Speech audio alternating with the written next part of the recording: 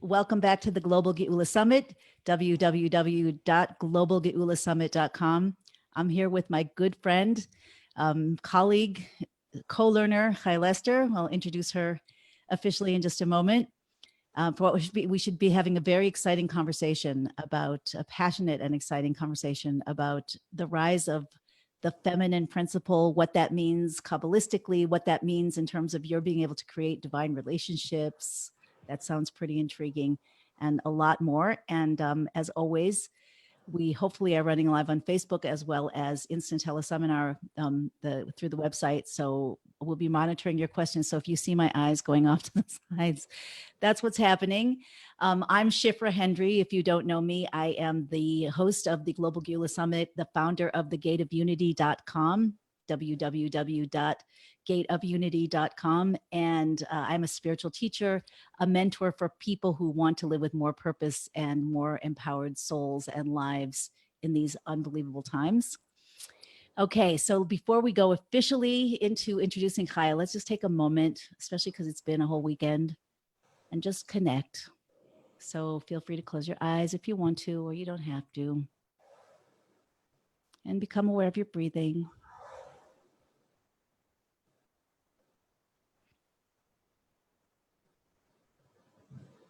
And just notice what you don't usually notice.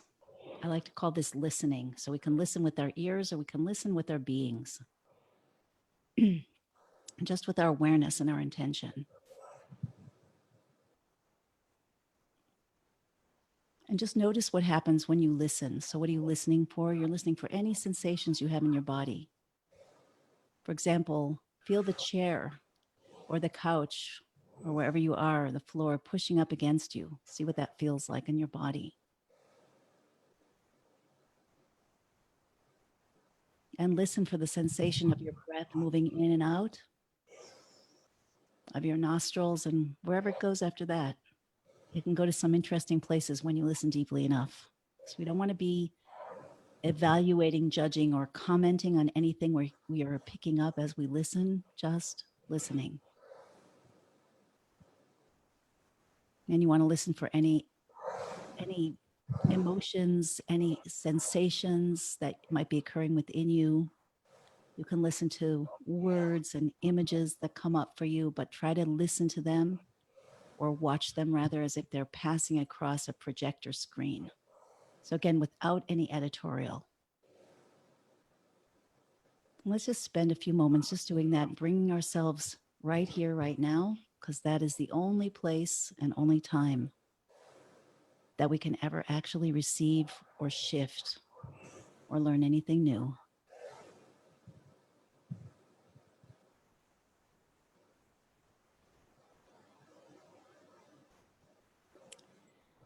All right. So with that, I'm delighted to introduce you to Chaya Lester. She is a seasoned Jewish educator, a psychotherapist, an inspirational speaker, and a personal guide. She holds an Ivy League BA in religious studies and an MA in clinical psychology. She also did extensive doctoral work at Oxford University on the theme of experiential Torah learning. That's really what we're going for here also. We're going for experiential Torah learning, Kabbalah Hasidus learning, Geula learning, because it's really when it comes into experience that it becomes real. So as co-director of Jerusalem's Shalev Center for Jewish Personal Growth, Chaya teaches workshops and classes to locals and visitors alike. Her one-woman show about Israel, Babel's Daughter, has been hailed as a masterpiece by audiences around the world. She leads transformative workshops both in Israel and internationally. Chaya is also a spiritual tour guide, which includes physical guidance and spiritual guidance all in one. So she's had the honor of guiding thousands of visitors to Israel, among them visitors such as pop star Alicia Keys, Chinese billionaires, US senators, and many more. By synthesizing the best of Jewish wisdom, psychology, and the arts, Chaya facilitates profoundly unique experiences, allowing visitors to see their trip to Israel as a truly life-transforming journey. She lives with her husband, Rabbi Hillel Lester, and their 4 energetic children in the vibrant heart of Jerusalem in a little community called Nachlaot. That's where we lived actually for the first 3 years that we were in Israel. We came 7 years ago just about, and Chaya and we were neighbors right around the little corner. So we started to connect then, right? And it's just getting better. Okay, so Chaya, I want to welcome you to this summit and to this call, and thank you so much for being with us. Thank you for creating this and for all the work that you guys are pouring, the love that you're pouring into it, and the technology. You know, I love the word technology is like tikkunology, like tikkun meaning like rectificationology. This is the science of making rectifications, and you guys are nailing it. So blessings on everything. Oh, You're thank you. Yeah, doing. if you don't know Chaya yet, she is a poet and she makes liberal and surprising use of the pun. So always looking for connections in words and for the connection between the words in Hebrew and English. Actually, I don't know if I'm allowed to say this, but I just want to also say that we were together at a party in a sukkah, and we every year so one of our friends and co-learners, co-students and Torah learners invites us and with a few other people, and Chaya revealed that she is aspiring to experience prophecy.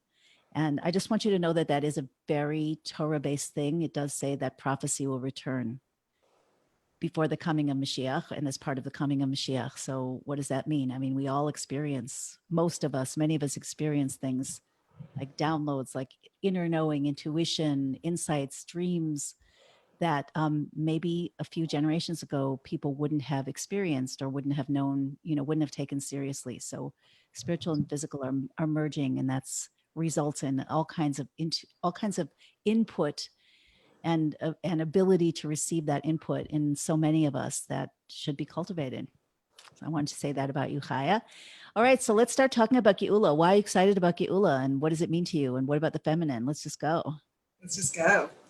I mean, I think that so much of what Gola about is that it goes to the heart of our deepest hopes, personally for ourselves and our own little lives, and then globally for the world. And what do they always ask at the beauty beauty pageants? Is like, what do you want to do in the world? Like, I want to bring world peace. Like, yes, that is the answer. Basically, that is the correct answer. Is we want to bring world peace. Like, this is deep in our kishkas and in our spiritual DNA to want Geula, to want a better world. And I feel like the zoning in the conversation on this theme is where it's at. It's like, let's just cut all the BS and just go to the core of what really matters most. Because once you get that, then everything else is going to fall into place anyway. So I feel like it's really going to the core of things in terms of what we most want. We want peace. We want joy. We want connection to God. We want to be living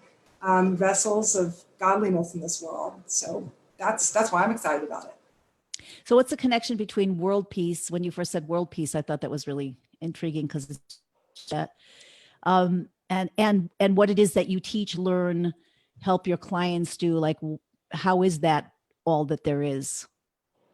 Right.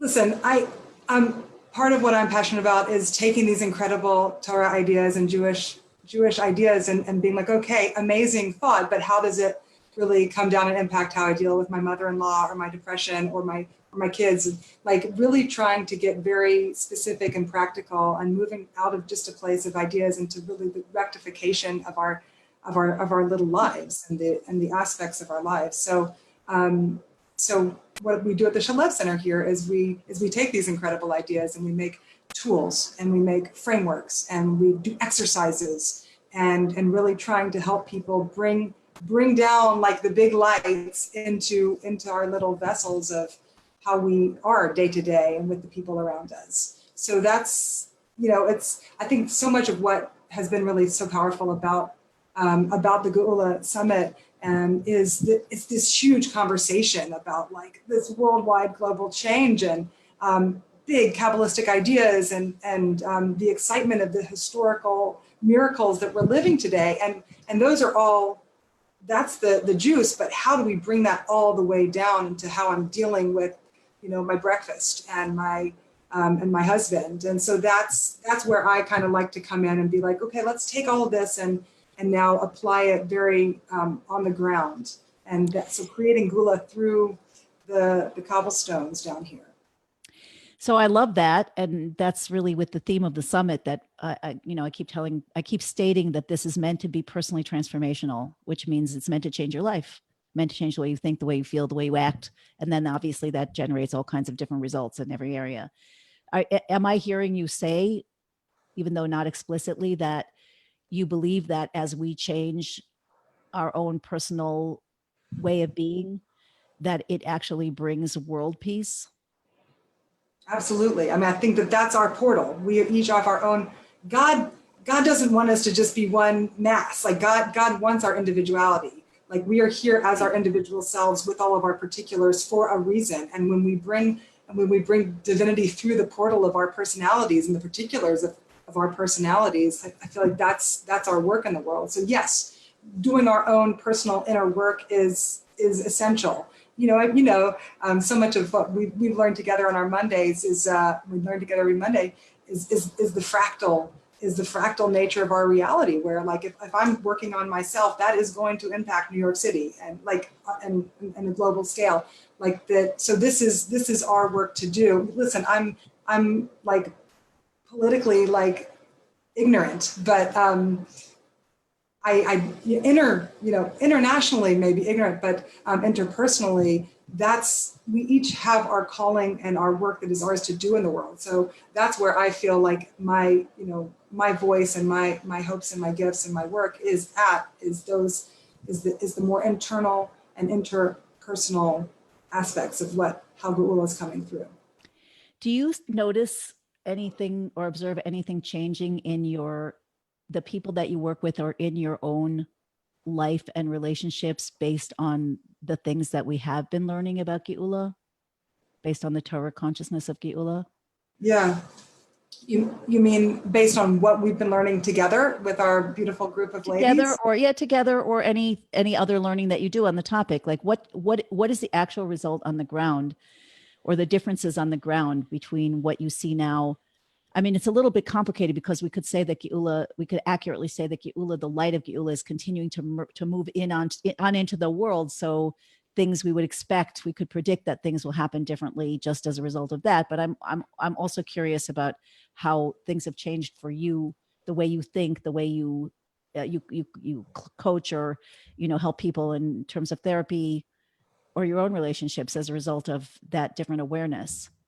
Yeah, I mean, absolutely, it's impacted, and where the Torah learning then has come through. I think one of the big things has been just knowing what's possible, knowing that miracles should not be like, they should just be common day. It should be like the bread. I think that the changing of my mental hard drive around what's possible has been a really powerful shift, and so then I bring that to my own life and have had miraculous leaps forward and amazing manifestations through the power of learning and prayer, and hard grit work. But and then seeing that with my clients and sitting with my clients and knowing that they can do this, and knowing that anything is possible and that their healing is possible even when they sometimes don't believe it. And so I feel like just that own sense of knowing has been pretty massive, of knowing what's possible and then moving forward to claim that. Do you feel that your clients are able to move or more willing to move forward to claim that? Like, is that something transmittable, or does everybody have to go through the process that you've been going through in order to actually have that sense? I think most anybody who's going to come into therapy is already has enough of a belief of I can change and things are possible. So it's a little bit of a self-selecting group. Right. Of course. Yeah. Yeah. I've seen but that. no, I'm thinking in terms of how it was. I'm sorry, I spoke over you. And I live in Jerusalem, so yeah, we're surrounded by people who are trying to make huge spiritual leaps forward in their lives, and thank God that's a lot of my clientele. I work with all sorts of people all over the world, but that's that's why I love living here. That's why I left all my world and my family 6,000 miles away in order to come and live in this, spiritual metropolis that's where it's just alive with growth and change and miracles and possibility. And that's the juice. That's why we're here. I know this isn't the core topic of our discussion, but I'm really curious also to know, like, just to get a little bit of your take, your experience on how it has been to do these spiritual guided tours for people, for Chinese billionaires and senators and so forth. Like, what happens there? What's that like? Where do you find, why are people coming? What are they expecting to get out of it? What are you able to provide for them? Yeah. What does the Well, experience again, provide for them?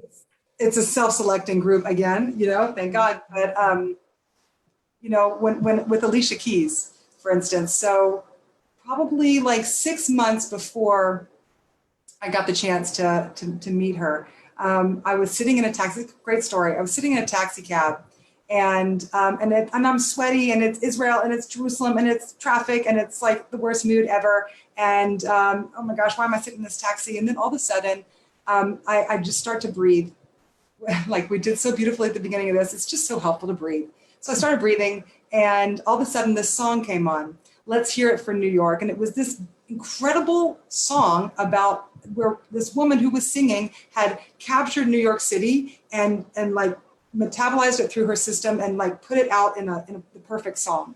And I just sat there weeping as I was listening, weeping in the back of the taxi, weeping as I was listening to this song, because I was like, oh my God, what this woman has done for New York City, what if I could just do for Jerusalem? Like, wow, I wish that Jerusalem had an anthem like this, where like Jerusalem is given voice.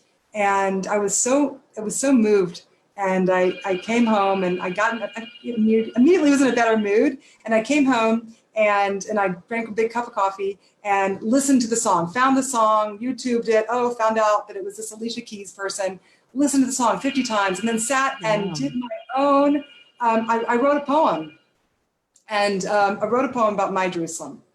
Just like she wrote for her New York, I wrote about my Jerusalem. And it just like this this little beautiful poem came through. And it was just a beautiful experience. Okay, great day, like life goes on. And then literally a couple of months later, out of nowhere, I get a phone call. Somebody really wants to get in my house, apparently, and they're ringing the bell, so sorry about that.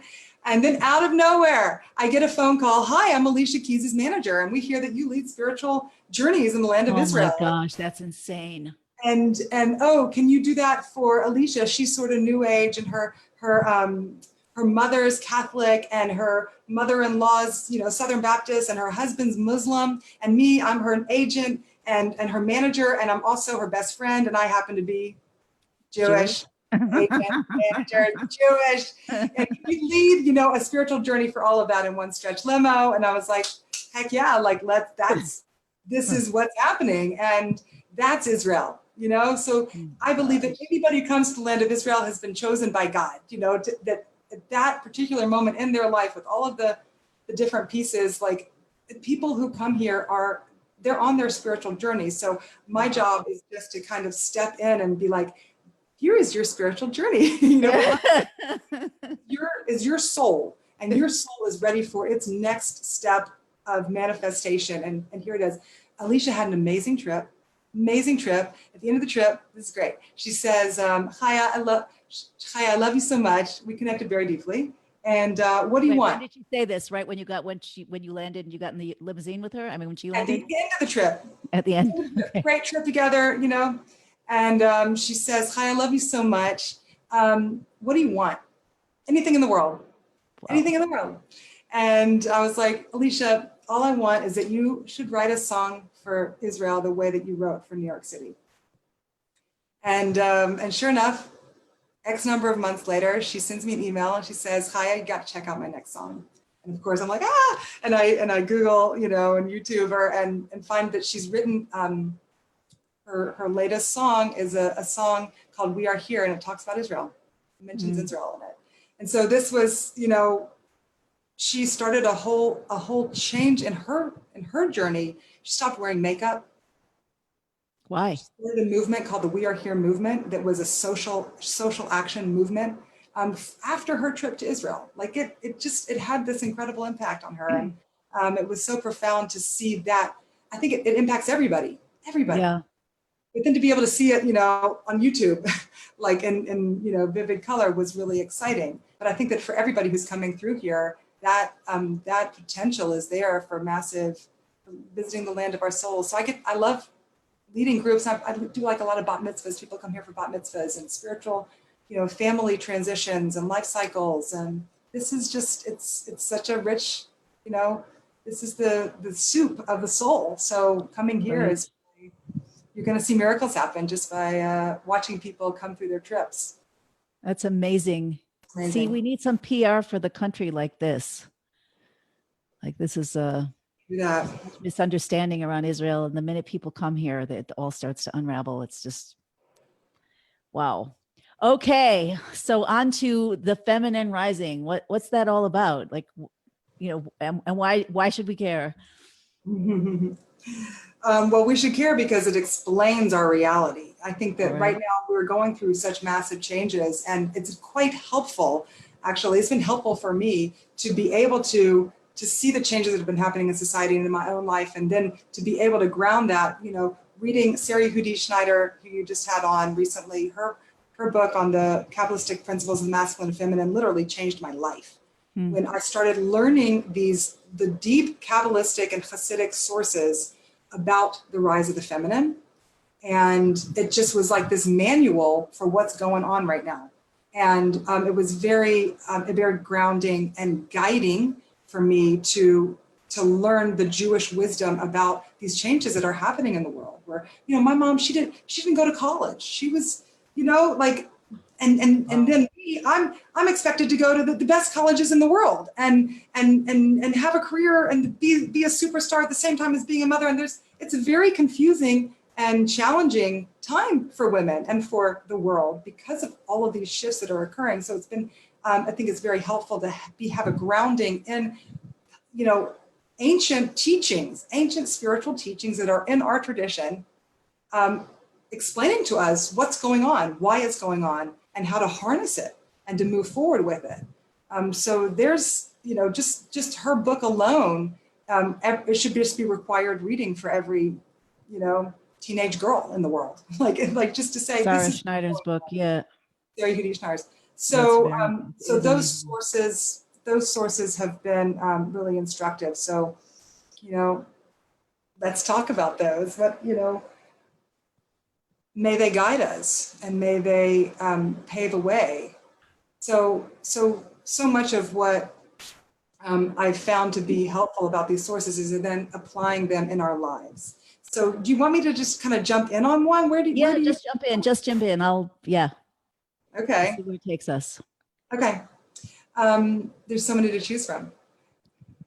You know what I'm going to do? I'm going to go with the one that's about relationship, because that is kind of our theme is relationship. So we have these kind of parallel tracks, I think, that we're working on, Shifra Khana, with this talk. One is divine relationships and how to go about enlightened relationship. And the other one, hand in hand with that, is about the rise of the feminine and the changes that are happening with, you know, between the genders right now. And I think that they're a couple. They come together, these two topics. So Agreed. we're kind of going to go back and forth a little bit with those. But if we go towards the relationship one, and we go back to the Arizal's take on Adam and Eve and the first relationship, the archetypal relationship right there at the beginning of the Torah. And I love it that Adam in English is like the atom, ATOM and ADAM. It's like the atom bomb, you know, like basically the Torah drops on us the atom bomb of nuclear power, known as the story of the first couple. And of course, it's the story, according to the Arizal, where there's two different narratives behind the creation of man. In the first narrative, God creates Adam, male and female. He created them, says the text. They're male and female, hermaphrodite, superhuman, male and female entity. And then the second creation story talks about Adam himself as a male, who then God says, oh, poor guy, he's alone, puts him to sleep and anesthetizes him for the surgery of pulling out the rib, pulling out the side, and building the feminine, building the female, Chava, with him. So these two stories, which is kind of strange. Like, why do we have two totally different creation stories right there at the beginning of Genesis? And the Arizal steps in and says, no, it's not two stories. It's one story with a couple of different steps to it. And from that, the Arizal pulls down the most incredible model for what relationship development is and path of enlightened relationship. Thank you, Arizal. Yeah. Hang on 1 second, because I just want to make sure everybody, you're covering ground fast, which is great. But I want to make sure everybody's with us, that there are two recountings in Genesis. If you're not familiar with it, it seems like the story is told twice of the creation of man from different perspectives. So what Chaya is saying is that these are actually two stages in the creation of man. That man, Adam, began to first be created in a male and female together. That those parts were, some say side to side, some say back to back. And the Arizal, who was the holy, no words can describe, Kabbalist innovator of divine knowledge in the world, in the 1600s, lived in the city of Tzfat in the north of Israel and other places. Anyway, brought out the deeper explanation of what that means that Chaya is about to share with us. So this is what Chassidut, and Kabbalah do. This is how the Torah is constructed from the download to Moses. The Torah was given with laws and principles, rules and codes by which the deeper meaning could be derived over time through scholars and experts who were properly taught and properly ordained, or at least who were properly taught and properly aligned. And in many cases, very holy people who received prophecy and then brought down that prophecy according to the rules of the Torah. A little bit of a deeper discussion than for today, but I just want everybody to understand, if you're not familiar with how this works. So Chaya is just going to the deeper sources, and in this case, the Arizal, and explaining what those two stories were all about and what they mean for us. Because the other thing I want to say before you continue is that Torah in general is the blueprint for creation. The mystical aspects, Kabbalah, Hasidus, are the soul of the Torah. They're the innermost spiritual template wiring that is underneath running this system. Like when you turn on by the system, I mean all of the universe. When you turn on the light, it doesn't just go on because you press this little button. It goes on because there's a tremendous amount of wiring behind the wall, underneath the surface, and even out of the house, going to the generators, the transmitters, the distributor, all of it. And that's just one poor analogy for how this all works. So when Chaya is explaining this, she's actually illuminating that inner wiring of how things actually are structured, and then how that structure is evolving or unfolding right now. So take it away. Thank you.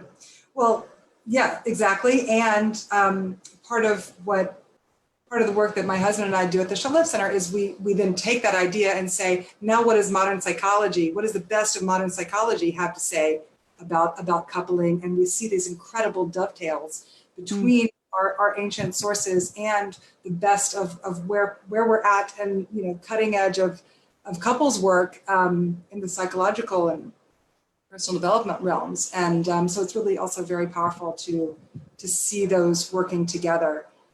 So really there's a deep psychological structure to what the Arizal reveals about what's there in the Torah.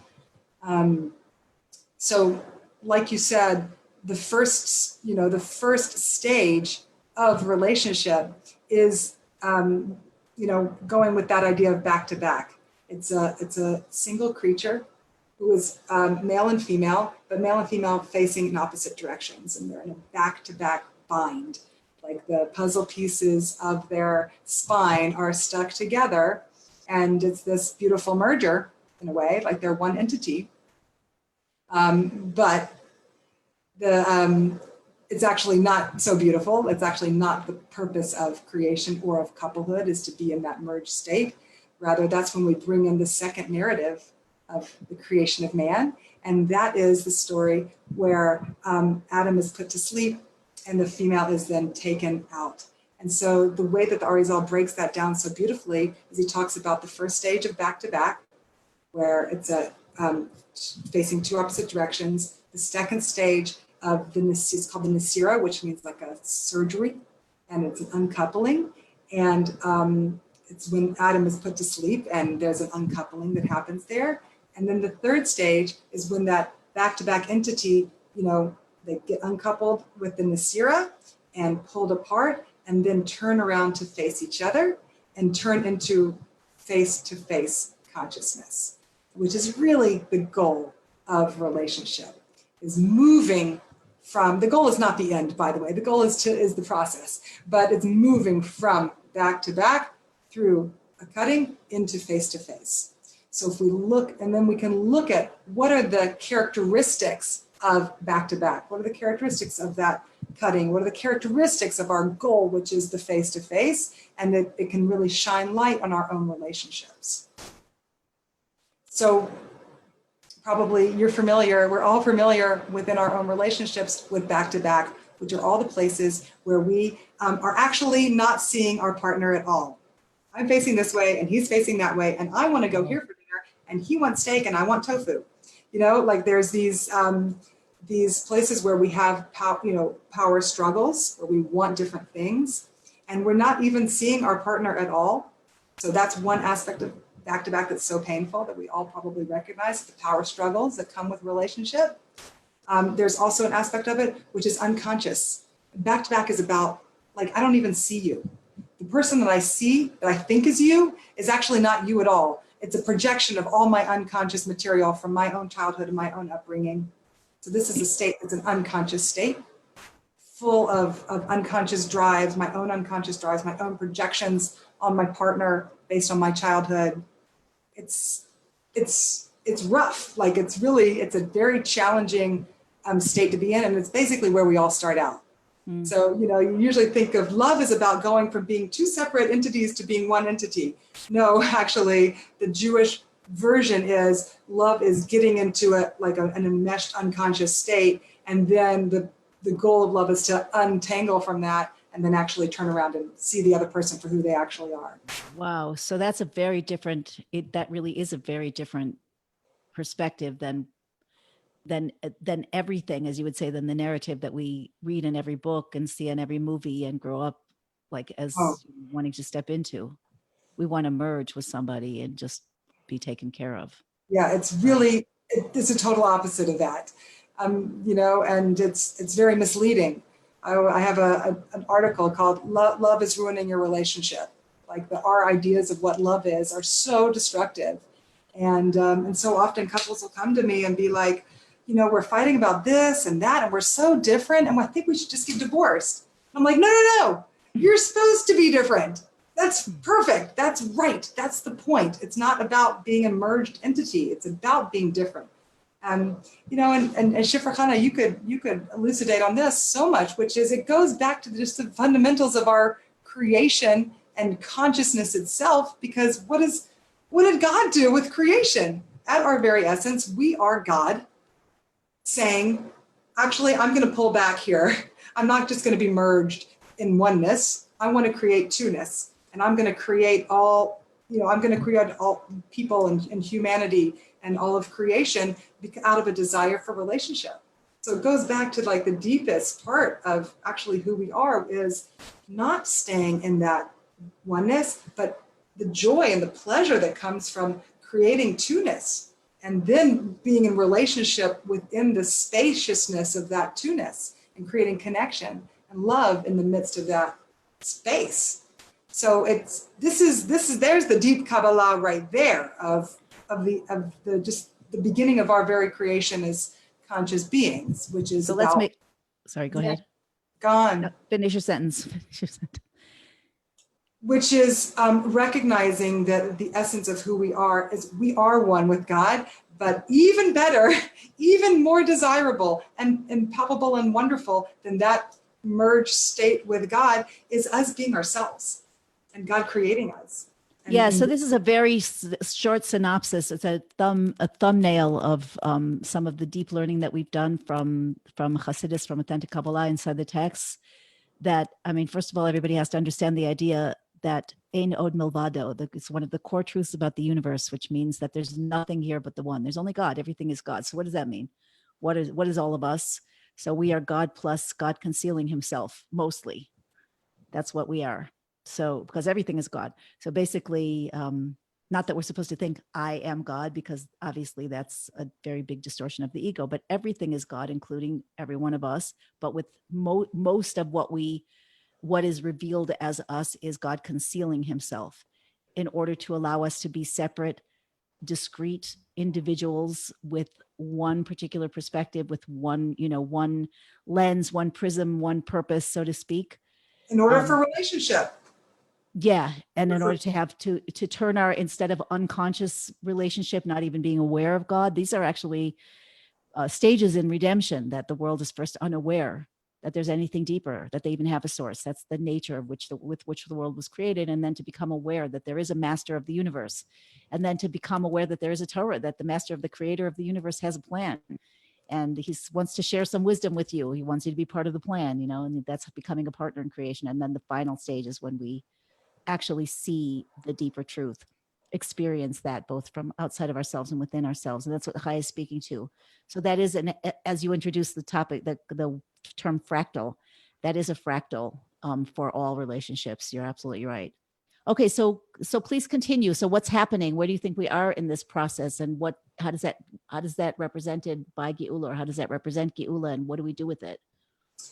Well, let's just specify what the different steps are, because I do believe that certainly the Arizal's understanding of it was that the evolution of history is also encapsulated within this narrative with Adam and Eve of being joined and then being split and then turning around and coming face to face. It is history.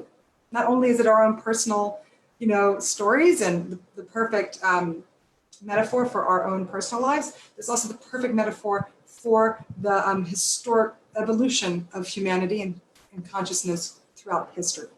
So just want to add that to the mix. Okay. So there's the first stage is, again, back-to-back unconscious. I don't even see the other person. I'm totally just here for my own selfish purposes. The next stage is the Nasira, is the uncoupling, where I say, finally, wait, I don't want to just be unconscious anymore. It moves really from being unconscious to, wait, I want to be conscious. I am me. You're you. That's not me. Those projections, I am me, you're you. I can separate out. So it's humankind becoming aware of itself, kind of coming into our own sense of self and our own sense of consciousness. And then it's saying, this is kind of lonely. I do actually want to turn around and be with somebody else. I have a desire for relationship, but not the back-to-back kind anymore. I want to turn around and have a front-to-front relationship with the other, because I want to see them, and I want to be seen. And so there's a turning that happens, and then coming into face-to-face that happens within a couple, that happens with us and the divine. So where are we at in that, divine play, I think is a great question. I think we have come into consciousness, and now we're wanting relationship with God. Maybe you could look at Gola as the desire, the passionate desire for God, and coming back into relationship as my own entity, with my own, values and coming into relationship with God. There's the God piece. But let's go back to the, and use the personal as an indicator for us about how to do the God piece. The personal is, I stand on my own 2 feet. I don't need the other person to take care of me. I'm fine. I don't need the codependent, my husband, to tell me I'm beautiful in order for me to feel beautiful. I don't need my husband to make the money. I can stand on my own. I can do it myself. I can take care of myself. And the independent Nasira stage is about taking care of myself, going from codependence to independence. And then, now that I'm independent, this feels really great, but it's not the end of the story either. The real end of the story is I want to turn around and be interdependent. And I'm not going to have a relationship with you because I need you to support me. I'm going to have a relationship with you because I want to know you and I want you to know me. So, God, I can't tell you how often, again, people come, being saved by the prince on the white horse. We have all these expectations and demands and needs from our partner to save us and fulfill us and love us. So that's the wrong direction. This journey is about loving myself first and saving myself, and then turning around and saying, I want to love you. Can I love you? Can I give you a little bit of love? Can I become a giver now? And then we turn around to do the face-to-face, and it's the best. The face-to-face is where it used to be in the back-to-back, where I look out at the world and I don't see my partner anywhere. I just see the world in front of me. Face to face is I look now at the world and I see my partner front and center. God, and whatever reality, you're at the middle of it. You're core for me.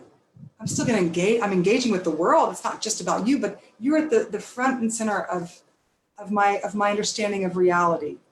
And we're building a life together. And this obviously does not have to just be marriage, although that's a very typical, way to use this. But any relationship should move through these stages of, I'm not just codependently using you or being used by you. I'm independent and I want to get to know you. Every relationship. We all have this. Each one of us has this in our own maturation process as we go from childhood, where we're merged with our parents, to adolescence, where we're really often pushing them away in one way or another so that we can feel and see ourselves, hopefully maturing beyond that and becoming best friends with our parents. It's just one of the fractal manifestations of what you're talking about. Totally. Yes. So our relationship with God, our relationship with our parents, with our spouses, with our friends. We are educated to believe that we need other people in order to be okay. The other person is here to save us, or I'm here to save them. And the point is to be in a relationship. We think that's what relationship is. The relationship actually is, the face-to-face is about saying, show me you. Wow, you're so unique. Let me see your unique perspectives. Wow, they're different than mine. We don't have to agree about everything. We can have a political discussion or we don't have to agree. We can be different and just glory in each other and our differences. I'm saying that because Shifra and I have different political. We have. Yeah. And we can learn from each other, and we can disagree with each other, and we can have holy conflict. We can have holy differences. And we don't have to be afraid of that. Not only do we not have to be afraid of it, we can embrace it. One of my favorite lines that we've talked about, and I've also learned from psychology, is turning walls into windows. Something we think is a conflict and we think is a difference between us, it's going to be really bad and painful and cause all sorts of, conflict and pain. Actually, when navigated with face-to-face consciousness, creates more intimacy. Our differences going from more connection. Tohu to tikkun. Speaking Kabbalistically, I used to teach a class for years called Turning Walls into Doorways, by the way. I didn't know there was such a concept as turning walls into windows. It's interesting. That's what couples therapy is. Wow. So this is really, I just want to clarify again, just because in case anybody's feeling this.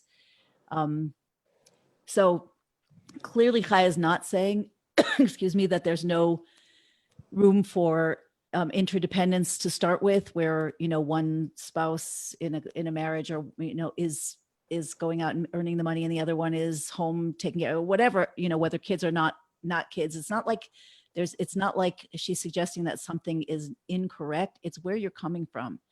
It's really the idea of submerging one's personality in something bigger or something more complex, like a relationship or a family or even this world, what we're doing here in this world. We're all here with a purpose, versus using the challenges and opportunities and resources that life provides by divine decree, by divine providence, in order to truly know ourselves on deeper and deeper levels, and to know, it says, "Mibsari echazeh Eloka," that from my flesh I will know God. It's one of the paths to true knowledge of the Creator, to really understand, to find the deeper levels within our own beings and within our relationships. So it's the very big difference between, there's a quantum difference almost, I would say, between codependence, which is a submerging of the self and almost a commitment to a certain level of unconsciousness, and interdependence, which is the opposite, which is really the opposite. They might look on the outside exactly the same. Stage 1 and 3 might look exactly the same. Right. Orientation is totally different. Right. Let me take this as a segue over to the idea of gender, because I think that this is also the model of what's happening with the feminist movement and the riddle. This is the riddle of how do we navigate the changes that are happening with the empowerment of the feminine and the rise of the feminine.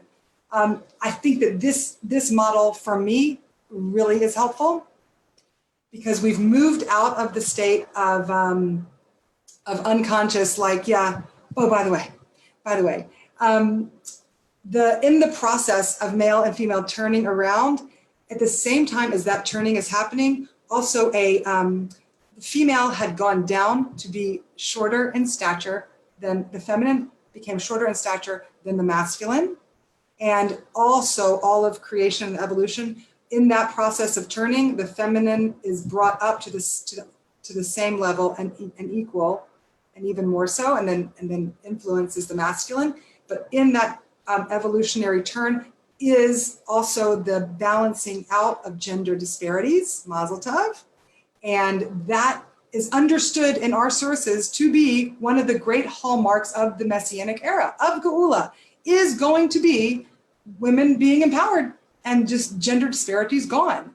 That does not, and again, it can look, 1 and 3 might look exactly the same, but it's totally different inside. So it could be that women are still at home taking care, a woman can still be at home taking care of her child, but it's coming from a totally different orientation of empowerment. Right. Right.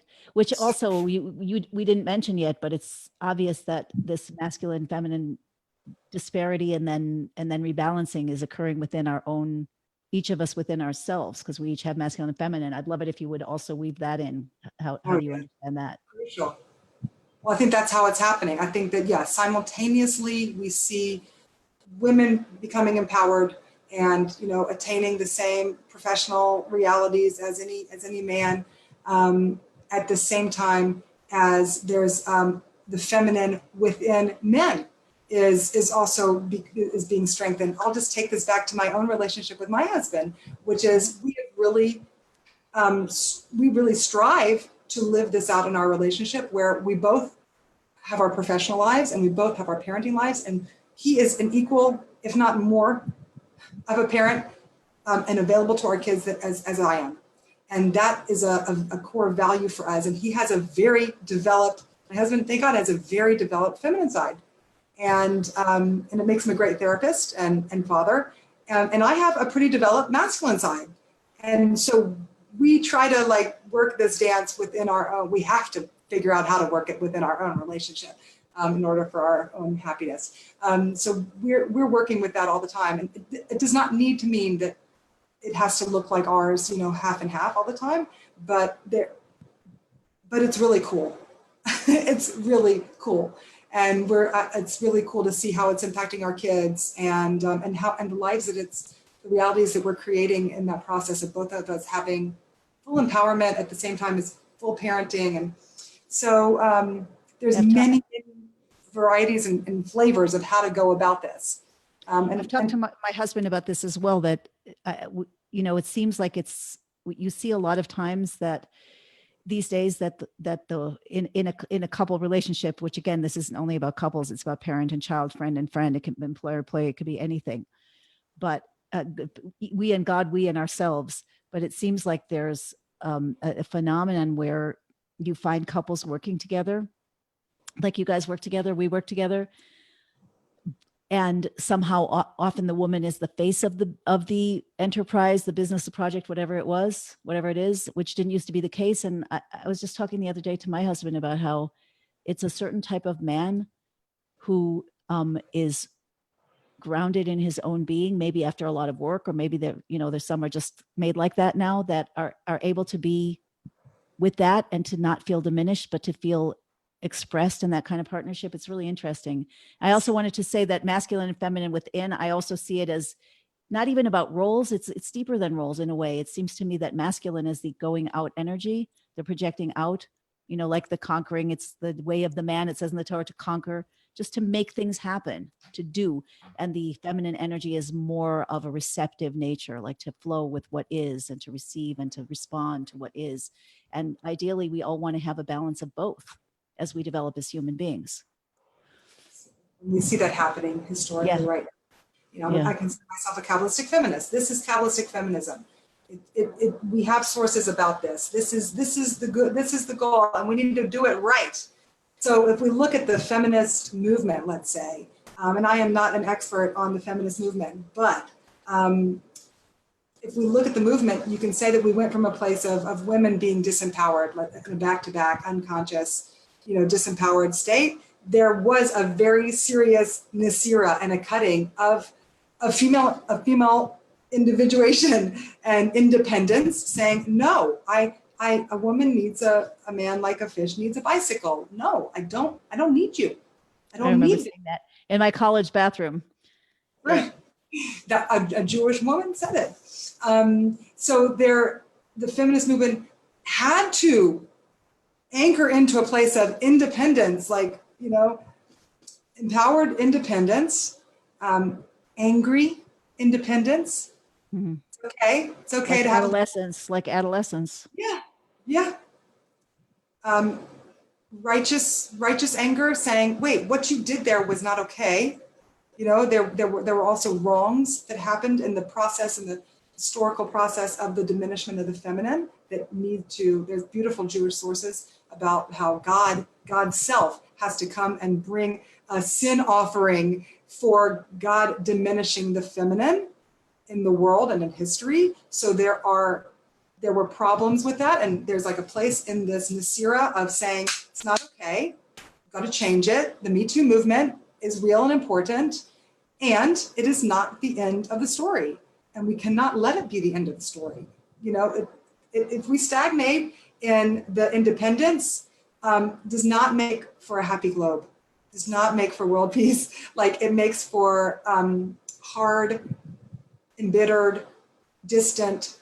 The goal is to go through that stage, to have the reparations, to have the empowerment and the independence made, and then to turn around and see the other person and want and desire and have passion and want relationship and give to the other. The final goal is a place of giving. So I think that that's the invitation right now for women and for the feminine, is now that we've gone through the Nasira, which we had to do, and we still are in that phase, we're starting to turn the corner, and it's great. We're starting to turn the corner, and just now, how do I give? How do I rule the world and bring love to the world and give and honor the masculine and like, now how does the feminine come in with love, and at the root of what love is the two-word root of ahava is hav, which is giving. How do then I turn into a giver? And this is our goal. This is the real goal of the feminist movement, in my opinion, is women giving and the feminine giving into the world and letting that love and connection and relationship and desire create a new world order. And it can be a gentle one. The anger can be forgiveness can be made. Once the other side has to ask for forgiveness, like the reparations have to be made, but then forgiveness has to be given also. And I think that we're at that sweet point right now where we're finally turning around and getting the love, and this is really sweet. And I'm excited for our girls growing up. I feel like the next generation, I see it with my girls, like they know they're good. They don't have to, like, frantically prove their independence. There's a certain, solidity. And when we're in that solidity of ourselves, we can be givers, and we can be lovers from that place. It's There's very interesting. yeah, A lot more what? Sorry. a lot more to say about that last phase, but I think that's the basic structure that I want to present and share here is that 3-step. Yeah. So yes, I think that's very important. I want to read something that, well, there are 2 comments here that I'd like to read together with you, Chaya, and then see what's being called out here. So one of them is from Ephraim Yosef, who says, may we have a Geula without preparation? That's a question. May Jewish and not Jewish come to observe Torah? What do we need to know to be ready for redemption and Mashiach? That's one. And then the next one is from Renee, who says, when we all want what Hashem wants, we'll all be on our way. And I have something to say about that, but I'm curious what you would have to say, if you have any comment on the comments, because you're talking about wanting what you're talking about in a certain sense, in this 3-stage process, that there has to be a place where we disconnect in a way from just doing what we're supposed to do or what we're expected to do. and start listening inside. Yeah, I see you have something to say, so go ahead. I know what's coming through for me is what we didn't mention in terms of relationships here is the Jewish people's relationship to the world. And Okay. relationships are, I would even add, to our neighbors who are living with us. Okay, which is going from a back-to-back state of, oh my God, they're trying to kill me. The world is trying to kill me or convert me, one of the two. And that has hurt. And it was a painful part of our history and of world history. And moving out of that and being like, independence, Israeli independence, we finally got it. Came back home to our homeland, and we've needed to stand up and claim our own, and claim, no, this is our homeland. I'm going to stand firm in our independence here. And that is crucial, and reparations and apologies and forgivenesses, all of that needs to happen, but it is not the end. In my opinion, the end is the face-to-face and turning and having relationship with the world with love and giving. Where the Jewish people are a light unto the nations because we just love you, nations. We just want to love you up. Well, we want to anyway, whether we always can easily or not, depends on whether you're still trying to kill us or convert us. We're still turning the corner. We're still turning the corner. We're not quite there yet, but wow, is it sweet when we host 30 Christians for our Friday night dinners. We do it almost every week. We have Christians from somewhere or somebody from somewhere in the world come over for Shabbos. And we share Shabbos with them, and it's a love bomb. Talk about an atomic bomb. It is a love bomb. And where we're able to share and we're able to hear, and it's a face-to-face, and we're different. And oh, wow, you're different. I see our differences, and it doesn't nullify me. Me being different than you does not destroy me, nor do you need to destroy me because I'm different than you. We can be different, we can be in relationship, and we can share, and we can glory in it all together. That's Mashiach for me, is yes, we'll get to the place of international peace and the end of war and conflict, and our swords will be turned to plowshares, and this is how to do it, is love. And the world will be filled with the knowledge of God. So I and someone's asking a question about resurgence of anti-Semitism. So I'm going to actually give a little bit of a different perspective from where I'm sitting. I don't even know if I should say different, but I'm hearing, one of the things I do when I'm in the seat of interviewer rather than teacher, is that I am listening to what I think some of the audience is thinking. And sometimes I see them write about it. Sometimes I don't. But my antenna are up, and we have in this audience, we have people who are very Orthodox, very Torah observant, maybe grew up that way. And and even me, a few years ago, I would have heard you speak, and this probably actually happened between us, and it upset me, Mm-hmm. So I want to express that. It's valid to be upset about, in my opinion, what Chaya is saying. Is also valid to listen to what she's saying, because it is a turning of a corner. Like if I may say so, knowing Chaya for 7 years now, she's very much on the idealistic side in her personality. Like she sees the possibility, and she just wants to go there right now. And we are all in the human family. We each play a role in this. I think you said spiritual soup, referring to soul soup or whatever, referring to Jerusalem. So we have a soul soup here, and everybody's holding a particular piece of the perspective on the truth that is valid in as far as it goes. So if you, like somebody just said, they're two personally experienced anti-Semitic shootings this year, that's valid. That's real. Anti-Semitism is rising. Chaya's consciousness is, but look what's possible right around the corner when we step up. And this is really, I think this is kind of key to everything you're saying. Also, you're talking about the conflict of unconsciousness, and then Nesira, when you separate and start to feel yourself. Like if we look at adolescence, that's always tough. Or if we look at deep personal growth, to see the parts of ourselves that we suppressed, it can be really difficult, really emotionally challenging, to see where we're acting out and we are not aware of it, or where we have suppressed traumas that we're not aware of, or all those things, that's the deep work. What happens is that there's a stage of separation. The Baal Shem Tov even talks about this, that there are 3 stages also in coming from a mushed, merged oneness to a higher order of unity, which is what you're talking about here. You're talking about coming to a conscious reunification. So you can't skip stages of the process, and yet we need to know what the process is, because that's where we are right now. And to answer from my perspective, the question or the comment about how do we know what Hashem wants, or don't we have to do what Hashem wants? Absolutely. But that comes to know that there are different levels of our relating to what God wants. And that comes from different levels of learning Torah. These deeper levels of Torah that were revealed by the Baal Shem Tov, by the Arizal, by the different Rebbes of the different Hasidic traditions and others, according in total strict accordance with the pure accordance with the laws of revealing levels of Torah given to Moses on Mount Sinai. Nothing deviates or it's not Torah. But all of these deeper levels show us the divine vision. They show us where we're meant to go. They show us a vision of, at least hold up, we have to go closer to it and go into it to really elaborate and experience it. But they show us that we're not meant to be stuck here. We're not meant to be eternally stuck in a world of polarity or conflict. And so just like, sorry if this is taking long, I just want to make sure it's clear because I can feel like objections or questions that might come up. You need to understand deeper what's being presented here.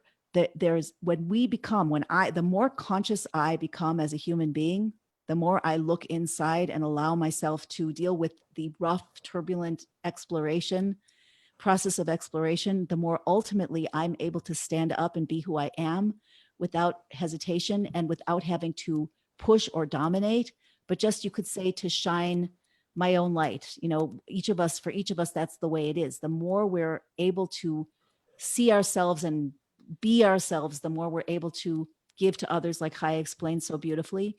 And that has to do with the Jewish people as well. There's an evolutionary process that's going on in terms of Jewish consciousness, just like human consciousness, just like relationship consciousness, just like individual consciousness. It's all about that. It's about that deeper level of awareness and God consciousness, divine consciousness, most of all, but it's all completely woven in together. It is a fractal. It is holographic. The microcosm and the macrocosm are one and affect each other. So the idea is that through knowing yourself, even as the Jewish people, knowing who we are and what we're here for, like Chaya is resonating so profoundly with the ingathering, which is part of prophecy of the Jewish people into the land of Israel, even though there's a lot here that's so not perfect. And yet she, because of who she is and why she's drawn here, is sacrificing a lot of things about her comfort to be here and to be that light. And that's where Chaya is. Other people might be in a place of deep, inner study and introspection, might not want to have, different groups in their home and share the Shabbos, the Shabbat and whatever. And that's also part of the process to, to grow ourselves and to even sometimes, depending on where we're coming from, to insulate ourselves. But the point is that it's one fractal process that is woven into the original story of man and really starts even before that with the story of God and creation, Hashem, HaKadosh Baruch Hu, and the Shekhinah, and the Tzimtzum, and all these deep Kabbalistic Tohu and Tikkun, deep Kabbalistic concepts that we probably won't go into so deeply in this call.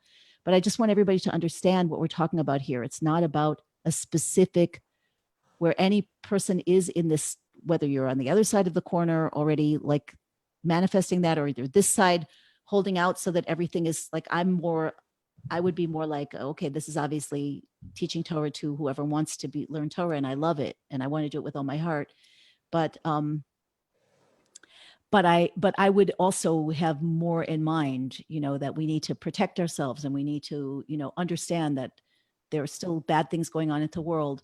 That's where I am. So that's why I'm expressing what I'm expressing here, just to create that balance. But what everybody could really benefit from seeing, and the real point of all of this is we are in a curve and we're moving from one way of being, like, let's say from childhood through adolescence and then into mature adulthood, where we can see, discern, give, because we've become ourselves. So we don't skip becoming ourselves. That's essential to the process on every level. But when we become ourselves, the whole game changes. Things are possible that never were possible before. True? Is that fair? Yes. When we become ourselves, and we stand in our own, and we're not basing our lives on fear anymore.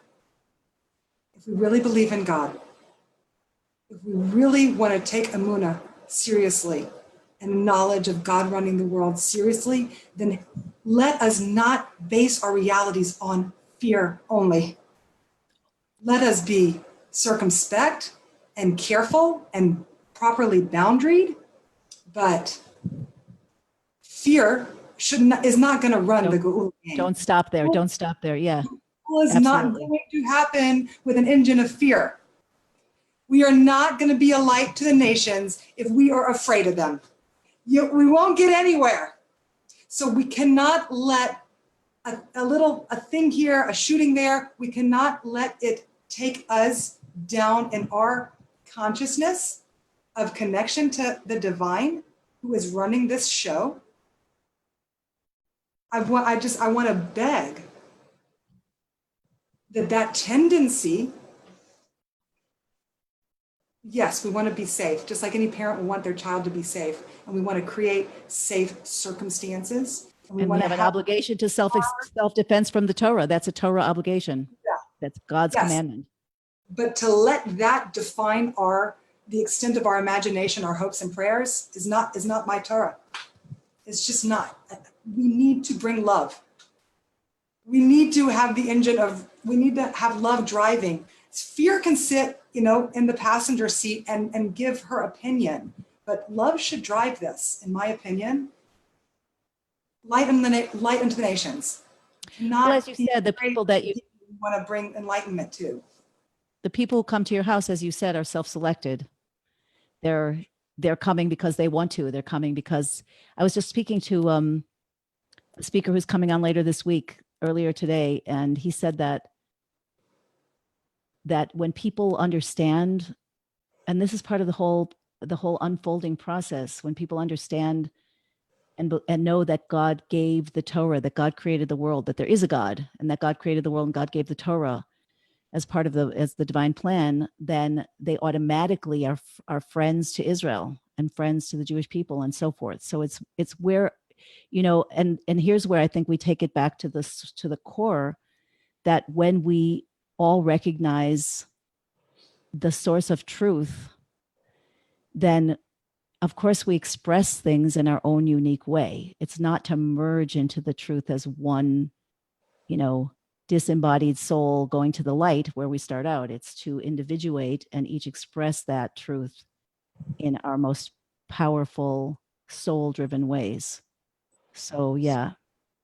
So it's really about more than male and female, than husband and wife or male and female. This is a template that's woven into the fabric of creation, really woven in on the deepest levels. I think the theme of relationship is very much at the core of the Geula, in the sense that the world is going to have to figure out relationships between countries and between peoples and between religions. Those relationships need to be figured out. My experience as a couples therapist, is looking at the small microcosm of, a husband and wife, let's say, or partners, is that having an attitude of love, listening, care, selfhood. There's ways to communicate in Geula consciousness, and there's ways to not. And you see families fall apart when you're not communicating, and when you're not holding at a certain consciousness. Families just fall apart in shambles, and children are suffer for it. So I think there's ways.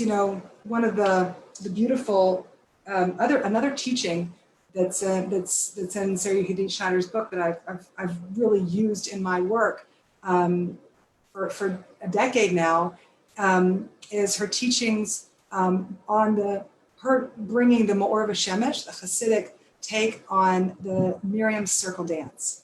Okay. And let me just share this Torah, because I think it's so essential for guiding us in how to have illumined communication in relationship. And basically, the Ma'or V'Shemesh sort of has this whole a Hasidic take on Miriam and her women dancing after the splitting of the sea. And after the splitting of the sea, Moses sings a song of excitement and praise. And then Miriam takes out the women and with the timbrels, and they start dancing in a circle and they sing. And so the Or Shemesh zones in on this and brings to it an entire Kabbalistic backdrop of the idea of worlds. So the world, there's a type of world that is a circle world, and there's a type of world that is line world. Circle consciousness and line consciousness, and the messianic consciousness, Geula consciousness, is essentially, according to our sources, circle-based as opposed to line-based. It's also feminine. Circle is like the representative of the feminine, and line is masculine. I mean, physiologically, you can see that. So line consciousness is the old world order that has run our world so far. Line consciousness is all about hierarchy. It's about getting forward and keeping up with the Cohens, and it's growth oriented. You know, it's good. It's good to grow and have goals and go somewhere. It's masculine. It's competitive. Everything's who's going to win. And in that sense, it's painful. Versus our goal right now, which is to be rounding out into circle consciousness. And circle consciousness is, the Or Shemesh talks about it with Miriam's dance. He says, what is demarcator of a circle is that everybody is equal distance from the center. So circle consciousness is essentially about egalitarianism. Everybody's equal in a circle.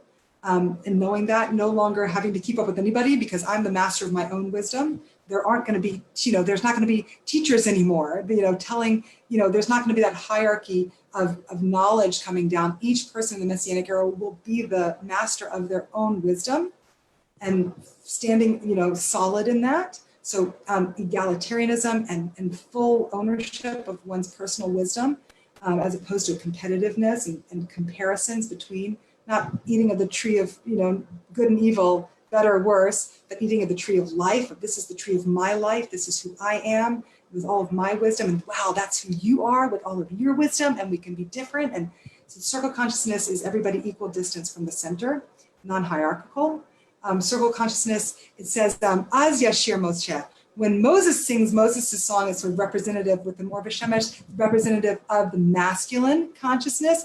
Az Yashir, in the future I will sing. It's a future-orientated way of looking at reality, versus Miriam's dance, Shiru Lashem, it's present tense, in the present moment. Geula is already here, is the energy of Miriam's dance. It's right there, the Or Shemesh points out. It's palpable in the present embodied moment. It's embodied, it's women dancing, it's creative, it's women singing and playing music and being expressive. It's there. So basically what I've done with it that has been so fun and beautiful and deep has been to take the Or Shemesh's example of teasing out from Miriam's circle, what does circle consciousness mean? And he focuses on those two about equality and present tense. And then I sort of expand it out with 15 different forms of how to be in circle consciousness and how to communicate in a circle conscious manner. So how do I communicate in a way that's totally egalitarian? So I don't come in with advice. I don't tell you what to do. I ask you questions and try to help you access your own source of wisdom. I don't assume that I'm right. There's basic feminine ways of communicating and interacting. A circle, it's supportive.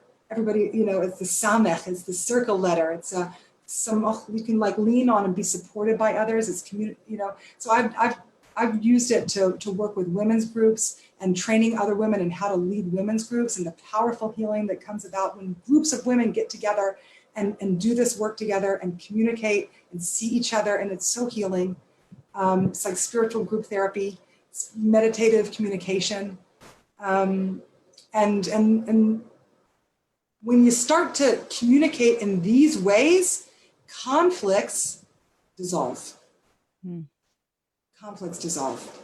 Would that the countries of our world got together at the UN and just learned, Miriam's code of circle communication, because there are ways to talk and ways to interact with others that are more that are Geuladic. And so I kind of bring that in here as part of my orientation towards I'm going to love the other. Like my orientation, not as one from fear, but as one towards love, and one of love is I've just seen the power of how conflict really gets resolved and dissolved, and love happens when we approach each other in these more circle-oriented, more feminine-oriented ways. Which again is receptive energy. That's really what you're saying, that it's not dominating energy, it's receptive energy.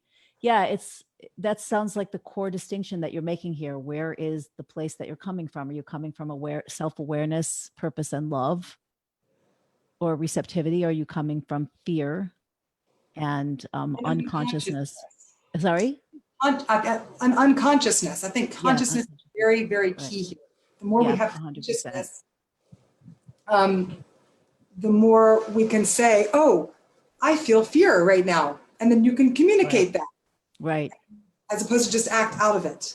It's creating consciousness around our many layers of our emotions and our triggers and our traumas, and bringing those into the light of consciousness.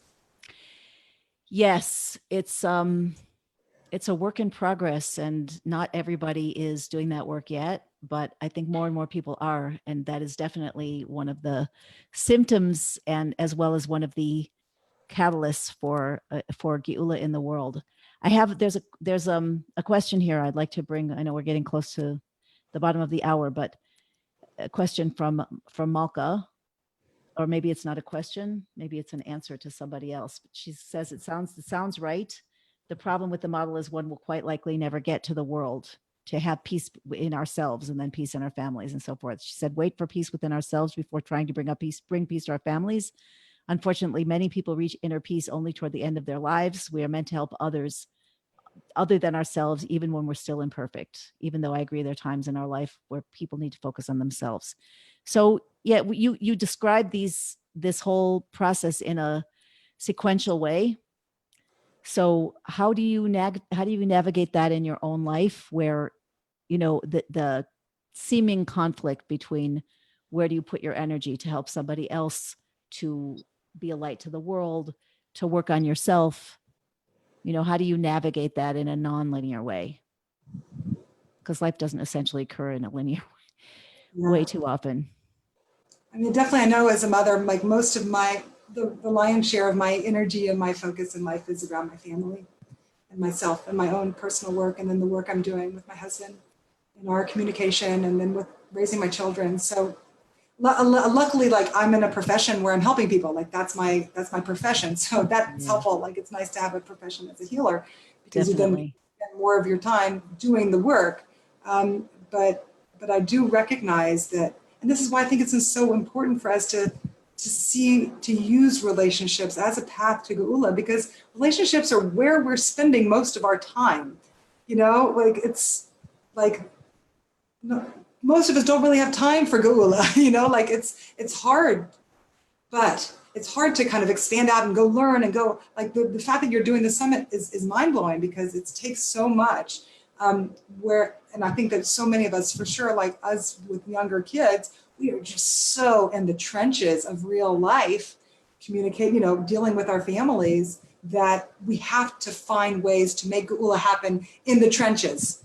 Yeah. So, because if it was like, oh, I'm going to make Geula happen when I have, 3 hours to meditate, I'm never going to have 3 hours to meditate. I have to make it happen within my relationships, or I'm not going to have time for it. And we can. I think that we can try to just create more and more consciousness within our everyday interactions with our family and our friends and our community, and obviously in ourselves. And that's a beautiful piece of work. It sure is. And I'm looking at more comments here about judging versus discerning, about being in two places at once, about not allowing somebody tomorrow wrote, circle consciousness can go awry, as in communism, it needs to blend with what's ripe vis-a-vis the messianic process, not discarding where we're coming from, but incorporating both modes. See, I want to say yes to this. I see Chaya is as well. This is actually another core principle in what's emerging now, even within the Torah. Like when we go into deeper levels of the Torah. So I know Chaya, we've talked about this a lot in our class, and Chaya has talked about it sometimes in public, as have I. So the Lubavitcher Rebbe talks about how there are three stages, fundamental stages in the evolution of our relationship with God. One of them is, first, as I said earlier, to recognize that there's a creator. The next one is to understand what the creator wants, how to discern the yes from no, good from evil. That's actually the middle stage in this threefold process. Yeah, and I would say in terms of relationships and our own consciousness, it's distinguishing between, wait, what's really me and what's not me? What do I really want in this relationship? What don't I want? Where am I expressed? Where am I separate? What do I agree to? What I don't? What do I don't? That's already another stage of consciousness. In terms of our relationship with God, it's a little bit of the opposite, because we're discerning what God wants, and what God says is good and evil and so forth. That's part of the Torah. But as we go to the third level, which we didn't say before, is the level of Pele. That Pele is the Aleph. These are three levels of Aleph. Whatever Pele is, the word is the letter Aleph backwards. And it means wonder. It's that which stretches the mind. It's that which we can't conceive of that becomes real. It's a deeper understanding that is wondrous, that is nonlinear. So we don't lose, as different levels of Torah are unfolded throughout history. We don't abandon the most action-oriented one. It just that the actions are illuminated with a different consciousness, and then a deeper consciousness, then a deeper consciousness, then an even deeper consciousness, not only of Torah and God, but of ourselves, as Chaya has been explaining, of the other, as she's been explaining, and it all goes together. So you're all people who are making these comments, you're totally right on. I think it just illuminates what Chaya has been saying, that it's not about changing the fact that you protect yourself and your family, or that you notice what's going on in the universe. It's that you're not coming from a place of fear and defensiveness. You're not stopping there. You're looking forward to the future, and as you stand up and be yourself, even defending yourself. Wouldn't you agree with this, Chaya? Even as you're willing to defend yourself, you're more able not to be afraid and to share as well. So the more paradoxically, almost, it is sort of a paradox in a sense, or at least counterintuitive, that the more we're able to be ourselves and stand for ourselves, the more we're able to give to others and not worry about standing for ourselves. Absolutely. Yeah. Yeah. I mean, listen, I think it's the Chesed, Gevura, Tiferet. Chesed is on the Kabbalistic chart. It's like you have to start with the angel Michael, who is the angel.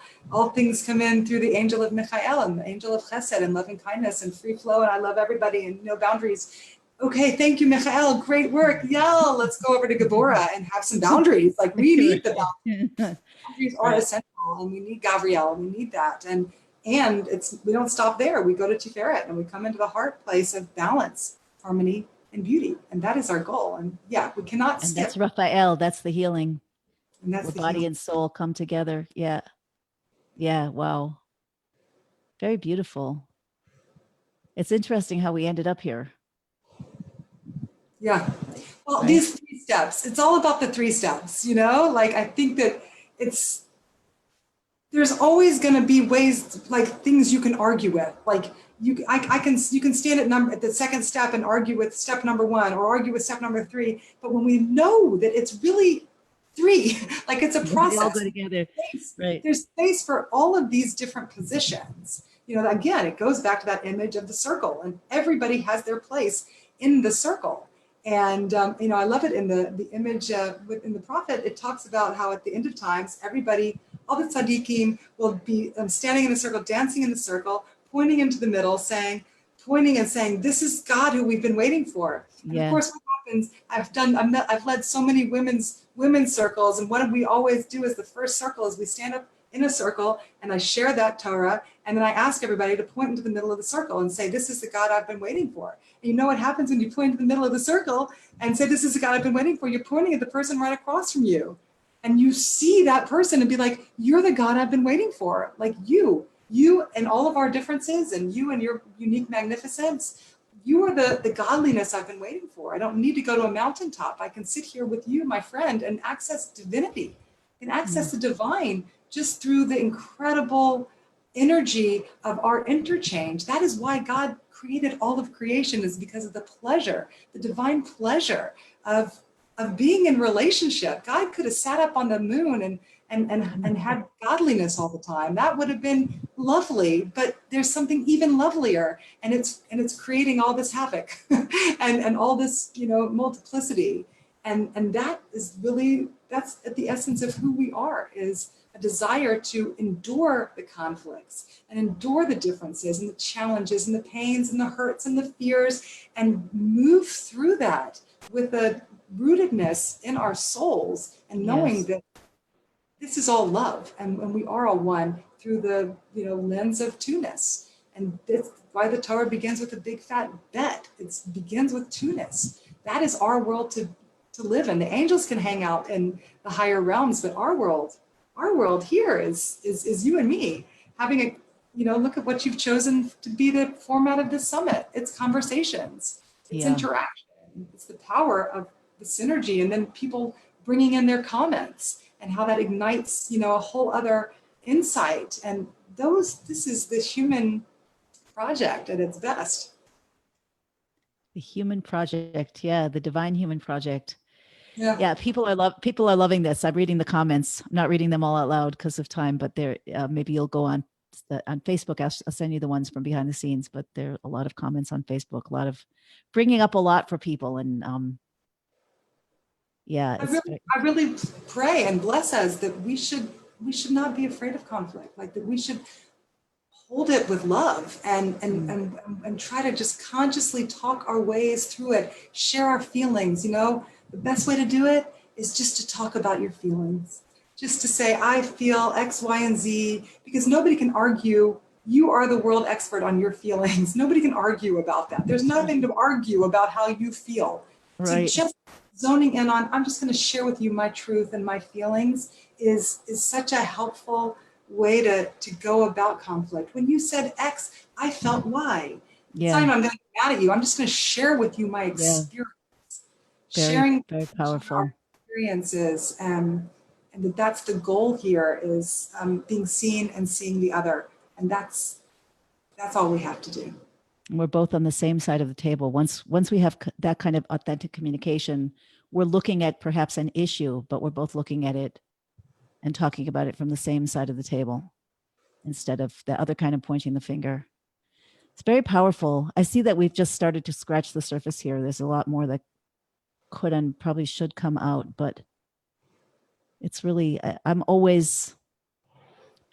told Chaya this before.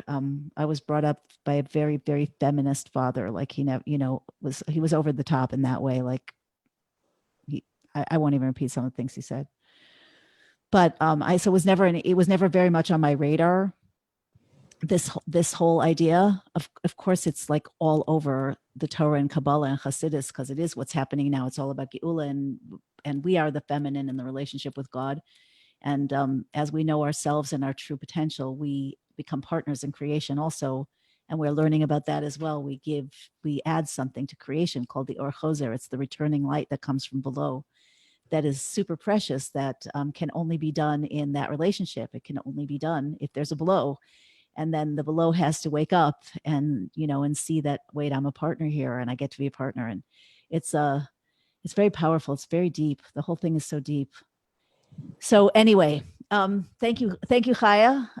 Went really fast. Chaya is offering as a free gift to the audience her book. You want to say anything about that? It's linked up under her picture where you're listening now if you're not on Facebook. So that's on the series website. So you have to go there to get it. Tell us a little bit about that. Yeah, I have this cute little book. It's called Babel's Daughter.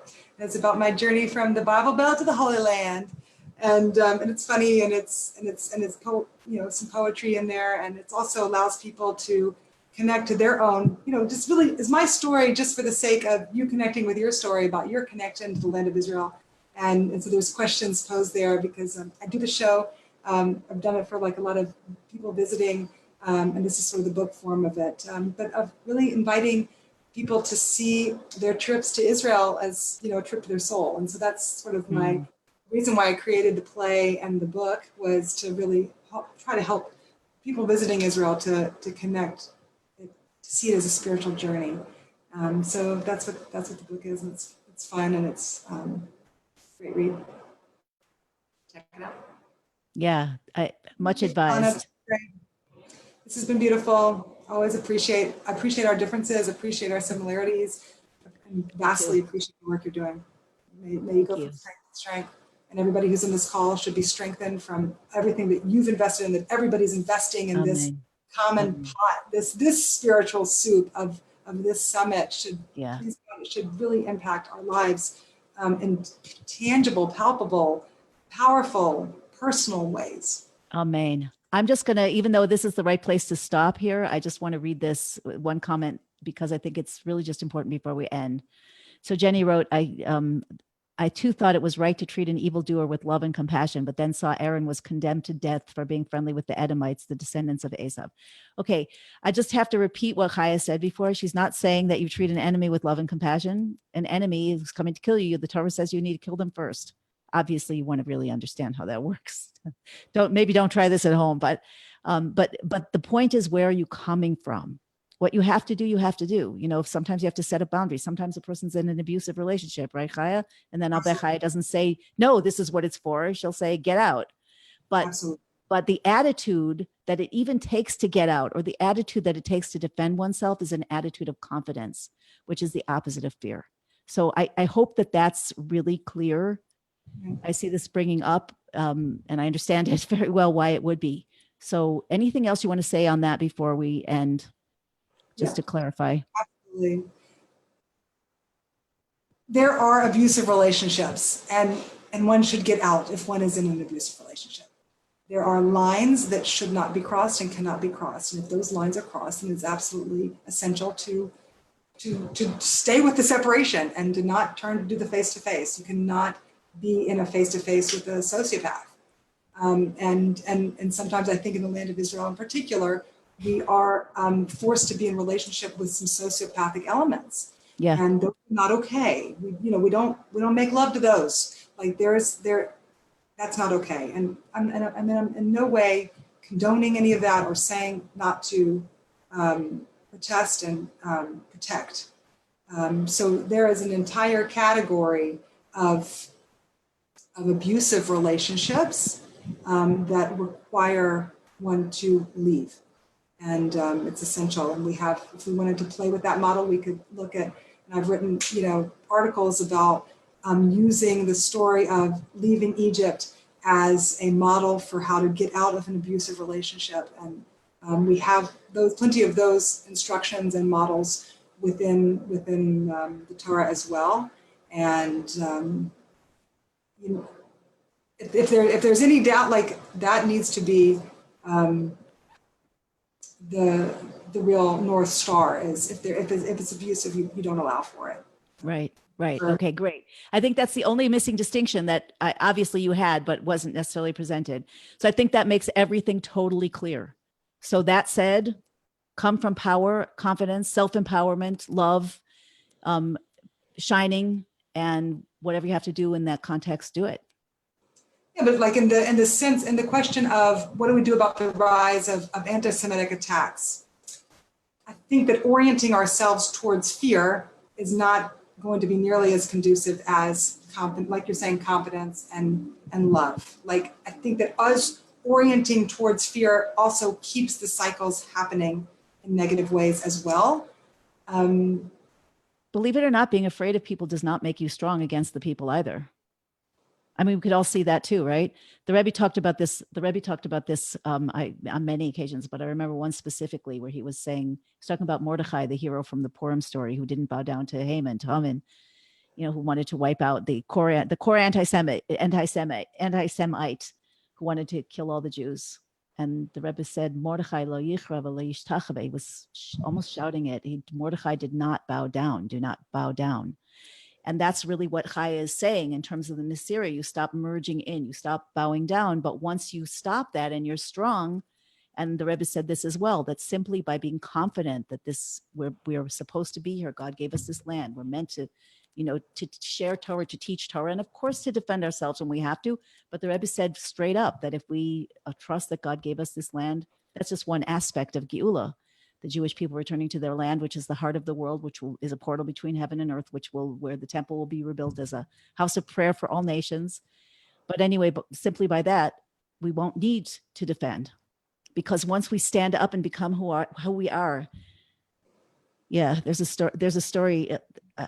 Sorry for keeping us on long, but it's just bringing me to this. I used to take, for a couple of years in college, I studied karate. I was never very good, but my sensei, my teacher, was world class. He was the first Westerner to ever get a black belt on the island of Okinawa, and he used to bring the chief, the head of the Japan Karate Association, and the second head, and other like 9th and 10th degree black belts came to our dojo. So there, one time there was a tournament, and one of the people who was there was a man by the name of Richard Kim. He had a special style of martial arts. So there was a story about him, that he lived in Okinawa, and he was at one time in a sailor's bar, where like the drunken rough sailors with the big knives were coming in. And one day he was sitting there, and a sailor came in very drunk with a really big knife and started to threaten somebody else. And Richard Kim was a small guy with a bow tie. He went to the bartender and he said, "Give me the biggest knife you have." So the bartender handed him this giant carving knife. He went up to the drunken sailor and he said, "Here, take this. You're going to need it, because I'm going to kill you with my bare hands." And the sailor ran out.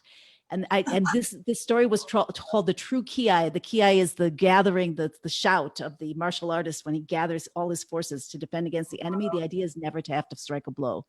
So when we are ourselves, and if you have anything to respond to this, I know we already ended, but we didn't really end. That when we are who we truly are, and willing, of course, to do whatever we have to do, then generally, and this is true for where we are in history also, generally according to the Rebbe, who is whose Torah we learn, we shouldn't have to even do it, but we have to be willing to. You have to be willing to defend yourself, and then you can just be there with calm, peace, strength, confidence, and generally the threats just avoid you. So let's hope that we can move into that. It is a phase in our evolution. Yeah. Anything else to add?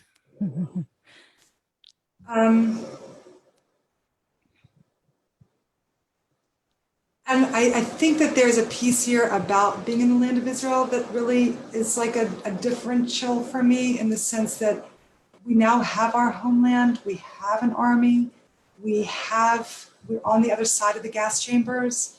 I like to view that as old world, old paradigm. Obviously, there's still things that we need to be fighting against, clearly.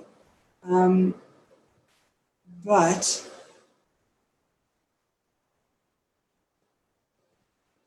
I think there's a really, just like part of the element of the circle consciousness and the women dancing in the circle and how that's Geula. There's something about being embodied. And finally, we've gotten our bodies back. We've gotten our land back.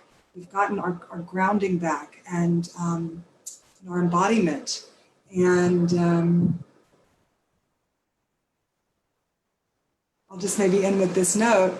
Rav Menachem Fruman went to, he was a big rabbi in the settlement movement, as well as a real advocate for trying to have honoring and peaceful interactions with other religious Muslims, for instance.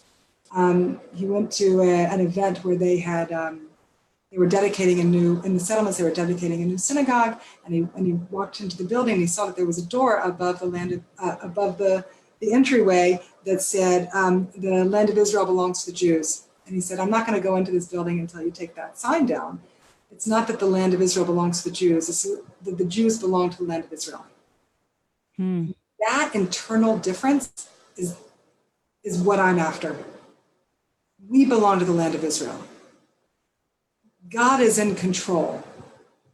There's a certain place of selfhood as well as self-nullification to God, into something bigger, that I think is ours to embody now, especially on the other side of the gas chambers. We gave up. We did the sacrifice. We were done with that learning. We aced the test of Auschwitz. And now we're on to a new test. And I think that leaning towards the direction that I'm sharing here of coming with a sense of giving, and love and honoring of the other is part of our work to do in the world. Okay, lots of food for thought and very profound. And it is a fractal that applies to every possible relationship. So let's delve deeper, everybody, and really ponder all of this and what it means and how we can bring it out in the ways that are the best for us and everyone in our lives and in our world. There's a question about where to get the book, where to sign up. You can sign up for this. If you're listening on Facebook, if you found us by accident, you can sign up to get the schedule page and be part of all the classes, all the calls at www.globalgeulasummit.com, globalgeulasummit.com. All right. Once again, Chaya, thank you so much. Hope to see you tomorrow. Thanks for joining in. See you tomorrow morning. Bye, everybody.